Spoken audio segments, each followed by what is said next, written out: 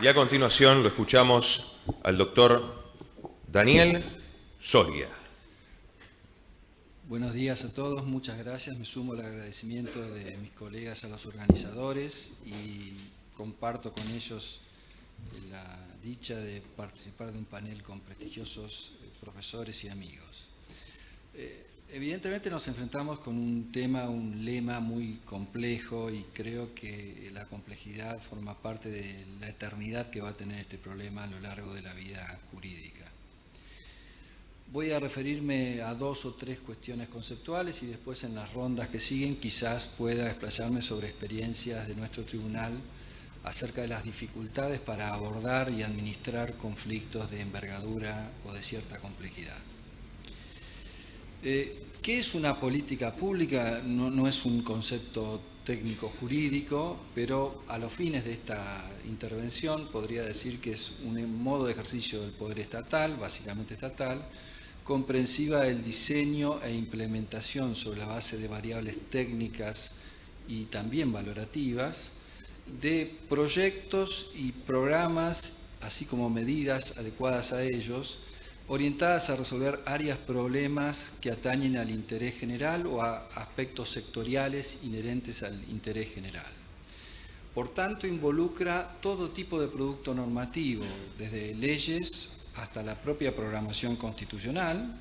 Hay programaciones constitucionales que son más duraderas y otras más efímeras, hasta los actos administrativos. Y un núcleo interesante a considerar, probablemente en la ronda después lo hagamos, tiene que ver con las omisiones o los vacíos o los puntos ciegos de las políticas públicas que no suponen un contraste entre una norma expresada y una realidad supralegal o constitucional.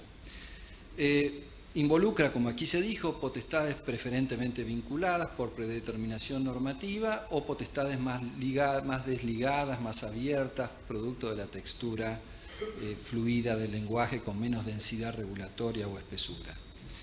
Algunas refieren a hechos coyunturales, pero muy relevantes. Piénsese las políticas dadas en el año 2002 con motivo de la especificación de deuda, que se tradujeran en normas y que fueron resueltas no en modo global, porque era inviable una resolución judicial global de una acción colectiva, sino en modo secuencial, administrando el conflicto caso por caso para permitir que por vía de la recuperación económica se fuese arribando a un buen puerto en la solución final de ese problema tan serio como fue la crisis del 2001-2002. Y hay situaciones o políticas públicas que son programables, que son ejercitables en el tiempo, que pueden tener cierto grado de predictibilidad. Respecto de estas últimas es más factible ejercer el control jurídico. Hay un ciclo en las políticas públicas, desde la elaboración, el diseño, la programación hasta la implementación. Varios cientistas políticos se han ocupado de esto, hasta el Banco Mundial ha publicado un interesante informe sobre las políticas públicas en los países europeos y en la OCDE, que pone de relieve una serie de notas salientes de buenas políticas públicas. Así como se habla de buena administración, también puede hablarse de buenas políticas públicas. ¿Cuáles serían esas notas? La factibilidad económica, la sostenibilidad, sustentabilidad social y ambiental, la factibilidad también técnica, la elaboración participativa, yo diría la elaboración jurídicamente procedente también de sus productos. En torno a estas notas, que son herramientas o pautas de actuación, puede realizarse cierto control jurídico y hay instituciones que incluso en aquel informe del Banco Mundial son destacadas como positivas, como por ejemplo la creada por la Ley Barnier de Medio Ambiente de 1995 en Francia, la Comisión Nacional del Debate Público, que orienta la participación ciudadana en relación con la concreción de proyectos de envergadura con impactos ambientales. Con todo, la suficiencia de la política pública puede ser objeto de un escrutinio jurisdiccional en los supuestos en los que se sobrepasara un cierto umbral mínimo de protección o dignidad humana dada por la situación coexistencial vinculada con derechos básicos inaplazables como el derecho a la salud, alimentación e incluso bajo ciertos parámetros a la vivienda digna. La judicialización de las políticas públicas nos viene desde antiguo a nosotros, por cierto, no con esta categoría, sino bajo el prisma del control de constitucionalidad de las leyes. Uno podría decir que en 1922, cuando la Corte juzgó el caso de Corrano, Corlanteri y Renshaw sobre la regulación de los alquileres, ejerció un escrutinio sobre una política pública.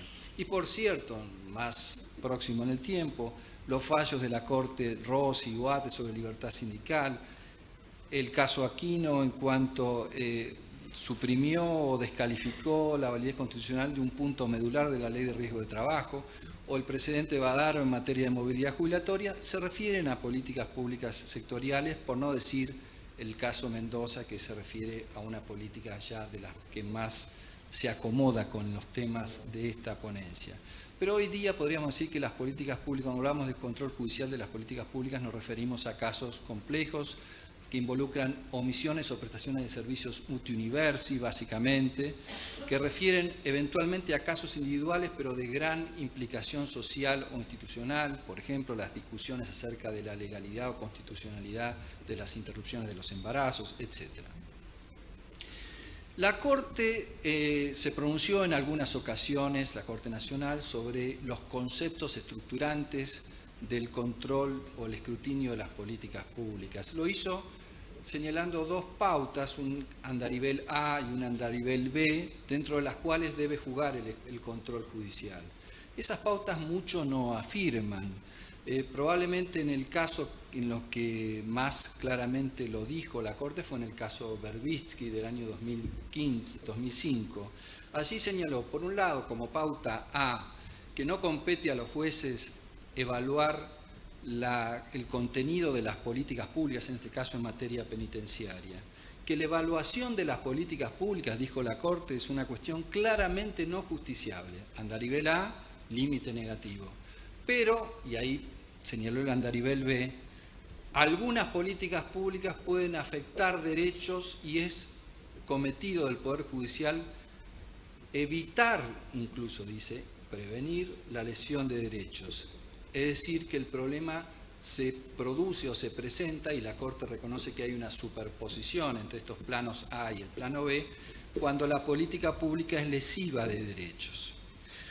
Este es un caso en el que la Corte consideró que la política penitenciaria, que dijo no evaluar, sin embargo, traía como ciertas consecuencias el agravamiento masivo de las condiciones de detención de los alojados en comisarías y establecimientos penitenciarios. Pero lo hizo mediante una técnica que, utilizando la idea de Mark Tashenet, podría decirse del escrutinio débil, porque en lugar de descalificar las normas que ponderó a los fines de arribar a la conclusión como causa de este agravamiento de condiciones de detención, la legislación agravada en materia de excarcelaciones y de ejecución penal de la provincia de Buenos Aires, cotejó estas normas con las nacionales y exigió como un mandato de adecuación a los parámetros dados por estas normas y por las reglas de las Naciones Unidas sobre situación de reclusos. Es decir, no ejerció un control fuerte descalificatorio, ni menos aún sustitutivo de la determinación política de las políticas públicas. Finalmente, querría dejar esta primera parte con dos reglas de la experiencia que creo que son las que merecen un trabajo jurídico más importante. La primera, tratándose de son reglas que se vinculan con la efectividad de la tutela judicial en estos procesos atinentes a las políticas públicas. La primera podría señalarse o sentarse de esta manera. Tratándose de derechos asociados a prestaciones o provisiones estatales, el otorgamiento de una solución habitacional, la mejora de las condiciones de habitabilidad de los detenidos, subsidios, etc., el grado de efectividad esperable de la tutela judicial en el proceso es inversamente proporcional a la magnitud y masividad de las personas involucradas, de modo que cuantas más personas estén implicadas en estos litigios vinculados a una provisión estatal, menos contundencia tendrá la respuesta jurisdiccional entendida como satisfacción plena a sus necesidades o requerimientos jurídicos. Y una segunda regla, no desdeñable, que oficia en el plano del control débil, pero puede ser aprovechable, es que cuanto mayor masividad tenga el proceso judicial, el litigio estructural, y aunque la tutela esperable sea menor en términos de satisfacción plena a las personas implicadas, mayor probabilidad habrá de abrir paso a un enfoque racional del problema y a un abordaje estructural de la solución por medio de, y en la medida en que se logre un adecuado diálogo en el ámbito de ese proceso, se permita una agregación secuencial, probablemente secuencial, de las decisiones judiciales administrando prudentemente el conflicto, y se propicie también un diálogo interpoderes y con los actores sociales implicados. Finalmente, sobrevuela en toda esta cuestión el viejo tema del alcance del principio de división de poderes, y en torno a ellos, en torno a quién tiene la última palabra y cómo decirla, pienso que debemos resignarnos a seguir estudiando estas cuestiones toda la vida, nada más. Muchas gracias, doctor Daniel Soria, por su participación en este panel.